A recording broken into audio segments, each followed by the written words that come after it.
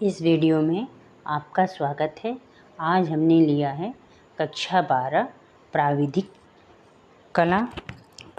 कला UP board परीक्षा 2024 के लिए सिलेबस और अंक विभाजन। इस विषय में हमने इस वीडियो में बताया है। तो आइए देखते हैं प्राविधिक कला का सिलेबस क्या है। प्राविधिक कला जो है 3 घंटे 15 मिनट का है और इसमें जो पूर्णांक निर्धारित है, पूर्णांक जो है 100 अंक है और हमें पास होने के लिए 33 अंक लाना ज़रूरी होता है। तो इस प्रकार हम देखते हैं कि प्राविधिक कला भी अन्य विषयों की तरह इसके लिए भी 3 घंटा 15 मिनट का समय मिलता है। अब हम देखते हैं प्राविधिक कला के प्रश्न जो हैं कितने खंडों में विभाजित किए गए हैं। तो खंड अ में 10 बहुविकल्पीय क्वेश्चन होते हैं जो कि 10 अंक के हैं और इसमें बहुविकल्पीय होते हैं जो कि हमें केवल उस क्वेश्चन के ऑप्शन में टिक लगाना होता है। अब हम देखेंगे कि अनिवार्य 60 अंक जो होता है, ये क्वेश्चन अनिवार्य होते हैं और 60 अंक के होते हैं। तो हम देखेंगे कि ये जो 60 अंक के जो प्रश्न हैं ये कई खंडों में विभाजित। खंड ब जो है ये 12 अंक का होता है और खंड ब जो कि प्रश्न संख्या 2 है, इसमें हमें 2 ऑप्शन रहते हैं। प्रश्न क, जिसमें प्रश्न क जो रहेगा उसमें भी 2 प्रश्न रहते हैं अथवा करके, लेकिन हमें एक ही क्वेश्चन को करना होता है। क्वेश्चन नंबर 2 में ही खंड ख, क्वेश्चन नंबर 2 में प्रश्न ख रहेगा। प्रश्न ख में 2 क्वेश्चन होंगे अथवा करके और उसमें भी हमें एक ही क्वेश्चन करना होता है। इस प्रकार हम देखते हैं खंड ब में जो कि प्रश्न संख्या हमारा 2 रहेगा, उसमें हमें 2 क्वेश्चन करने होते हैं, एक क्वेश्चन क और दूसरा क्वेश्चन ख, और दोनों क्वेश्चन में हमें 2 ऑप्शन रहते हैं। तो इस प्रकार हम देखेंगे कि प्रश्न संख्या 2 में हमें 2 क्वेश्चन करने होते हैं। खंड स जो कि ये भी 16 अंक का होता है और इसमें 2 प्रश्न आते हैं और उसमें से हमें एक ही प्रश्न करना होता है। और खंड द में भी 2 क्वेश्चन आते हैं और उसमें से हमें एक ही क्वेश्चन करना होता है अथवा करके 2 प्रश्न रहते हैं और उसमें से एक ही प्रश्न हम लोगों को करना होता है। खंड ई में जो कि खंड ई है, खंड ई में भी 2 प्रश्न आते हैं, 16 अंक के होते हैं और इसमें भी एक प्रश्न हमें करना होता है। अब हम देखते हैं कि जो हमारा खंड ब है, खंड ब में हमें 12 अंक प्राप्त होते हैं। तो उस 12 अंक के लिए हमें प्रश्न में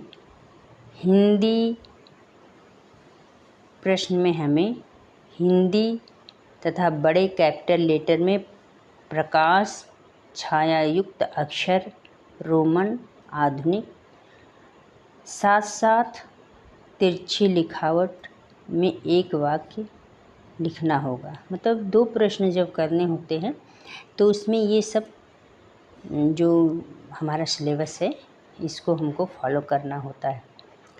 और खंड स में देखा जाए तो ये 16 अंक का होता है और इसमें जो प्रश्न आएंगे वो ठोस बेलनाकार, ठोस बेलन गोला घन, मतलब ठोस ज्यामिति होगी तथा शंकु के लांबिक प्रक्षेप होंगे। मतलब इस आकृति में हमें क्वेश्चन को हल करना होगा। खंड द में हम देखते हैं ये भी क्वेश्चन 16 अंक का है जो कि पहले हमने बता दिया है और इसका सिलेबस है सूची स्तंभ तथा समपार्श्व ठोस के प्रक्षेपक खींचें। ये इसका सिलेबस है। आगे हम देखेंगे खंड ई। खंड ई में ये भी 16 अंक का है, जो कि पहले बताया जा चुका है। और इसमें इसका सिलेबस है अक्षर के काठ तथा ठोसों के सममितीय चित्र, मतलब बनाना होता है। अब हम देखेंगे कि सबसे जो इम्पोर्टेंट है सिलेबस में वो है खंड फ। खंड फ जो कि सबसे इम्पोर्टेंट है, और इसमें से केवल इस खंड में से केवल एक खंड करना होता है, और एक खंड करना होता है। इसमें वस्तु चित्रण 30 अंक। वस्तु चित्रण करेंगे हम तो 30 अंक प्राप्त होगा, अथवा स्मृति चित्रण करेंगे तो 30 अंक प्राप्त होगा, अथवा हम प्रकृति चित्रण करेंगे तो 30 अंक प्राप्त होगा, अथवा प्राकृतिक दृश्य चित्रण लैंडस्केप 30 अंक। मतलब खंड फ में एक ही क्वेश्चन करना है, लेकिन हमें ऑप्शन अथवा करके कई दिया है। तो ये जो खंड फ है ये हमारे लिए बहुत ही इम्पॉर्टेंट है। अगर हम इसकी प्रैक्टिस कर लेते हैं तो हम अच्छा से अच्छा स्कोर गेन कर सकते हैं। तो आइए हम देखें कि खंड फ में जो हमें ऑप्शन दिया गया है कि वस्तु चित्रण, स्मृति चित्रण, प्रकृति चित्रण या प्राकृतिक दृश्य चित्रण, इसमें क्या क्या हमको करना है, इसमें क्या क्या नियम बताए गए हैं सिलेबस में। तो हम देखेंगे कि विभिन्न प्रकार की वस्तुएं जो साधारण प्रयोग में आती हैं और जो बेलनाकार, आयताकार, सामान्य प्रकार की होती हैं। जैसे हम देखेंगे घरेलू बर्तन, दीपक, बोतलें, गिलास, लालटेन, अटैची, जूते, थर्मस, छतरी, फल सब्जी आदि। चित्र बनाना। अब हम देखेंगे कि जब हम चित्र बना लेंगे तो उसमें हम कैसे, कौन से रंग, कौन से पेंसिल रंग या जेल रंग या पेस्टल रंग, कौन से रंग का प्रयोग करेंगे। तो इसमें हम देखते हैं कि यह चित्रण इंक में प्रकाश छाया, प्रतिछाया, pencil, pastel, oil paste, poster रंग, जल रंग, अग्रिम भूमि तथा पृष्ठभूमि दर्शाते हुए करना है। मतलब जब हम खंड फ में जब हम वस्तु चित्रण का ऑप्शन चुनेंगे तो इसके लिए हमें इस नियम को फॉलो करना होगा, जो कि सिलेबस में आपको बताया गया है।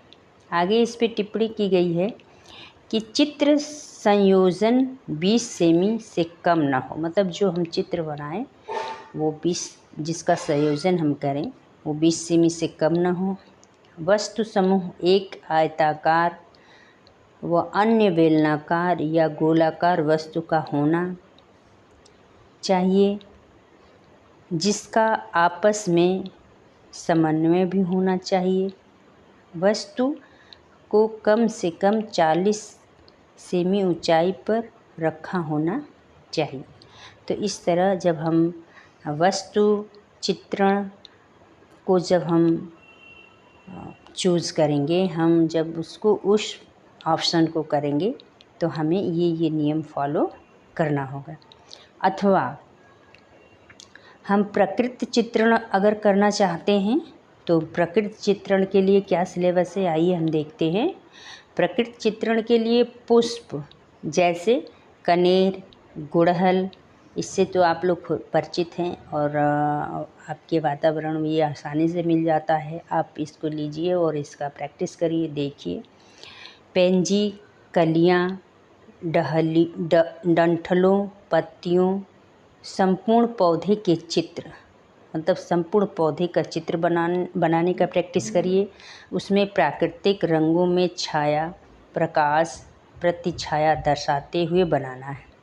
मतलब गुड़हल का फूल बनाइए, या उसका पेड़ पत्ती कली बनाइए, या कनेर का बनाइए, उसकी पेड़ पत्ती कली, और उसको प्राकृतिक रंग में, जैसे मान लीजिए कि धूप जैसे उस पर पड़ती है तो कैसी पत्तियाँ लगती हैं, कैसी डहलियाँ लगती हैं, कैसे फूल लगता है, उस तरह से छाया प्रतिछाया उसको देके जेल रंग भरिए, आप पोस्टर रंग भरिए, या जो भी आपके पास कलर है उसका उपयोग करिए।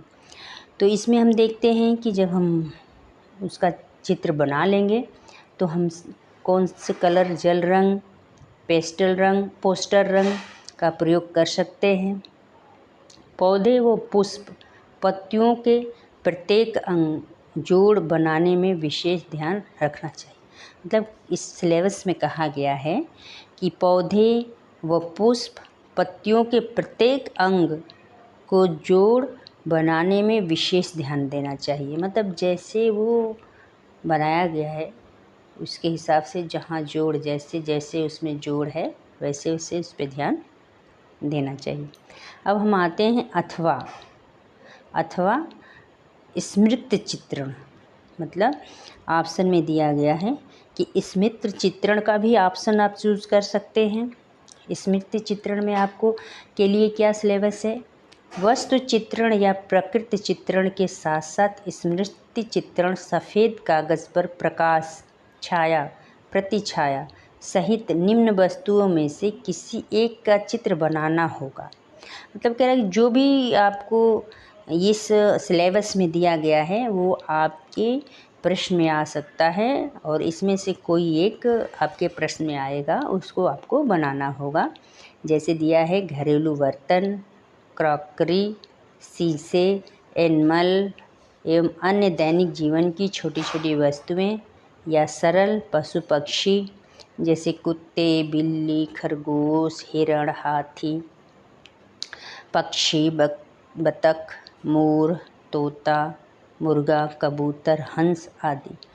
और इसके लिए आपको प्रतिबंध है कि ये जो चित्र आप बनाएंगे वो 15 सेमी से कम नहीं होना चाहिए, और इस चित्र को पेंसिल या क्रेयॉन के माध्यम से आपको बनाना है। इस चित्र को पेंसिल या क्रेयॉन के माध्यम से आपको बनाना है। आगे हम देखते हैं कि सिलेबस में जब हम प्राकृतिक चित्रण का चूज करेंगे, प्राकृतिक चित्रण को हम बनाने के लिए सोचेंगे, ऑप्शन में लेंगे, तो उसके लिए क्या सिलेबस है, तो उसके लिए हम देखते हैं सिलेबस है उच्च प्रकृति दृश्य, जैसे ऊषा काल, मध्यकाल, कोई ऋतु प्रभाव, मानव, पशु पक्षी, झुपड़ियाँ, प्रकाश, समावेशन हो, या ग्रामीण जीवन को साधारण झांकी, सामाजिक दृश्य, थोड़े प्रकृति पृष्ठभूमि में बनाना है। माध्यम क्या रहेगा आपका, जेल रंग, पोस्टर रंग, ऑयल पेस्टल व कार्बन चारकोल पेंसिल। और इसके लिए, इस चित्र के लिए आपको प्रतिबंध है कि ये चित्र 25 सेमी गुणे 30 सेमी का होना चाहिए। मतलब 25 सेमी इसकी या तो लंबाई होगी या तो चौड़ाई होगी, या 30 सेमी या तो इसकी लंबाई होगी या चौड़ाई। तो इस तरह 25 सेमी गुणे 30 सेमी में आपको ये चित्र प्राकृतिक चित्रण करना है। तो इस तरह हमने आज देखा कि प्राविधिक कला के लिए यूपी बोर्ड परीक्षा में क्या क्या सिलेबस हैं, उसके क्या क्या अंग विभाजन हैं, और प्राविधिक कला का पेपर कितने खंडों में विभाजित है, और प्रत्येक खंड के लिए कितने अंक दिए गए हैं, और हमें पास होने के लिए कितने अंक होने चाहिए, हमारा जो पेपर है कितने घंटे का है, इसका क्या पूर्णांक है, हमें पास होने के लिए 33 अंक लाना ज़रूरी है। तो इस तरह आज हम लोग इस वीडियो में इसको देखे हैं और सिलेबस देखे हैं। अब हम अगले वीडियो में आप लोगों के लिए ऑब्जेक्टिव क्वेश्चन जो 10 नंबर का बहुविकल्पी होता है वो लेके आएंगे। तो आप इस वीडियो को देखिए। और पहले तो आप इस सिलेबस को विधिवत एक तरह लिख लीजिए या स्मरण कर लीजिए कि सिलेबस में कितने खंड हैं और पेपर में कितने खंड आएंगे, कितने खंड में हम किस किस खंड में हमें कौन कौन से चित्र बनाने हैं, किस किस कलर का प्रयोग करना है। तो इस तरह पहले आप सिलेबस को विधिवत 2-3 बार पढ़ लीजिए या लिख लीजिए ताकि आपके मस्तिष्क पे बैठ जाए।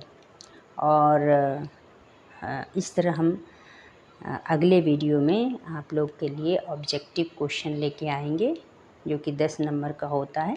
तो इस तरह धीरे धीरे छोटी छोटी वीडियो के माध्यम से हम आपको प्राविधिक कला के प्रश्न को हल कराने का कार्य करेंगे।